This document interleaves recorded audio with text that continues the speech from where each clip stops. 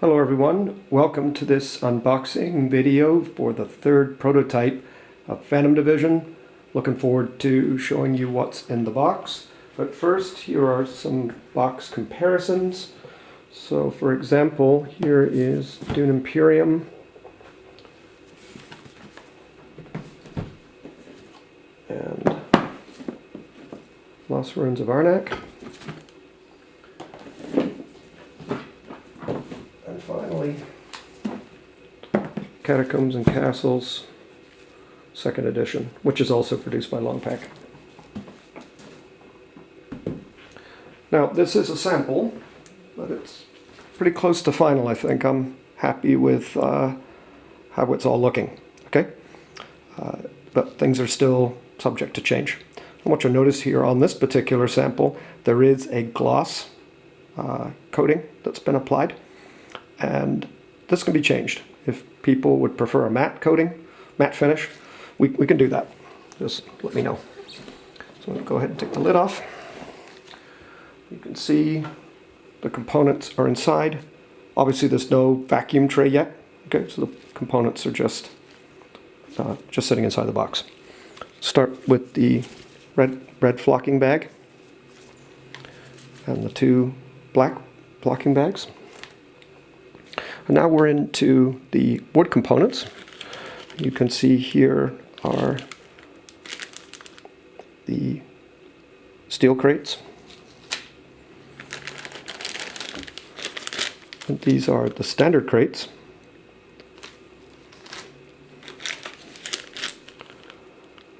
These are the searchable crates. And the titanium crates. And you'll notice for all of these crates and the other cover blocks that we've eliminated the stickers. So now they are screen printed. So we used to have a sticker sheet and it's been removed.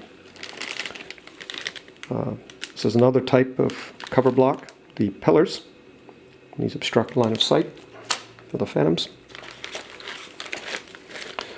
And here are these sentries. All these cover blocks sit on the playmat.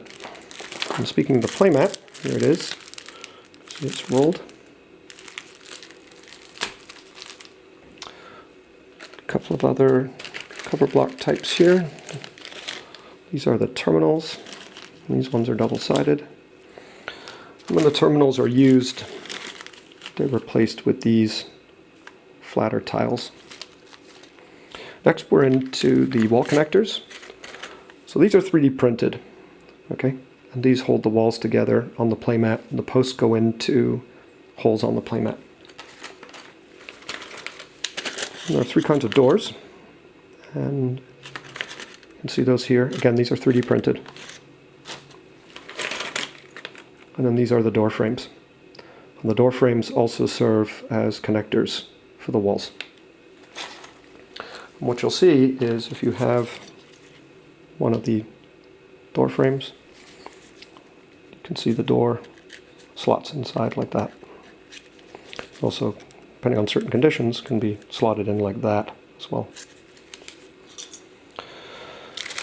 So now we have these plastic tracking cubes.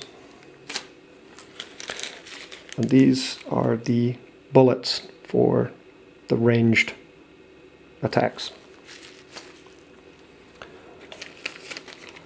Here's some character discs. So these are the enemy discs and the hostages. And again, these are now full color printed. No stickers to be applied to these. Here are the Phantoms themselves. The game now includes 6 Phantoms instead of 4. Nice choice, nice variety. And again, these are full color printed. These are the patrol enemies. And now we're into the dice. So these are the dice that D8, D6 is custom. Now these have been simulated, if you like. The final versions won't look like this. They'll be directly, the symbols will be directly imprinted on them. Okay, these are just stickers, and it's just to help the game be playable in this current form. These are the dice you're rolling if you don't want to flick the bullets to resolve combat. So Mark and Pete have come up with an innovative way to simulate this using dice. So if you don't like the idea of flicking, you can still play the game and have a great time with this particular system. And here are the standard D6 timer dice. This is an Elf Flute box. This is called the Footlocker. It is empty at the moment. We made it an Elf Flute because it's a lot more durable than what we had before. And when cards are unlocked in the game, they get stored in here. And here are the secret envelopes. These are pre-packed with cards. The players are going to open them under specific conditions. You can see, I don't want to show any spoilers, but you can see there's cards pre-packed inside here. Okay? And here's the score pad. And at the end of a mission, players will record their Phantom's experience. And they use that experience to buy upgrades and other pieces of equipment. This is a 10-second sand timer. This is primarily used for the Hyperflex special attack. We also have something else that's pretty unique in the game, which is a glass marble. First time actually Longpack, after producing hundreds if not thousands of games, had to source a marble. And this is used in some of the mini games. So here are the mini games themselves. You can see this one here. This is the drop pod insertion.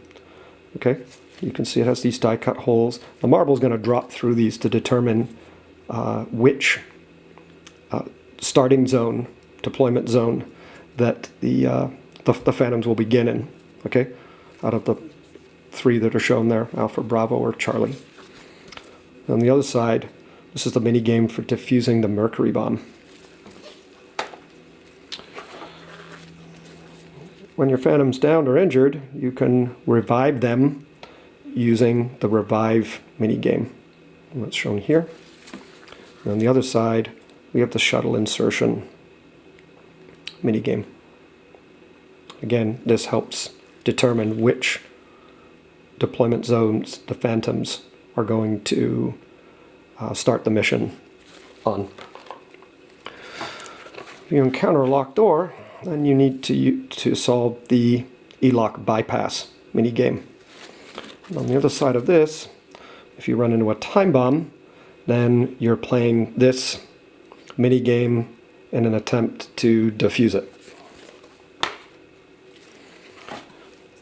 Next we have the hacking minigame. So if you interact to your Phantom, that is, interacts with the terminal, you'll be playing this minigame to find out what secrets it contains.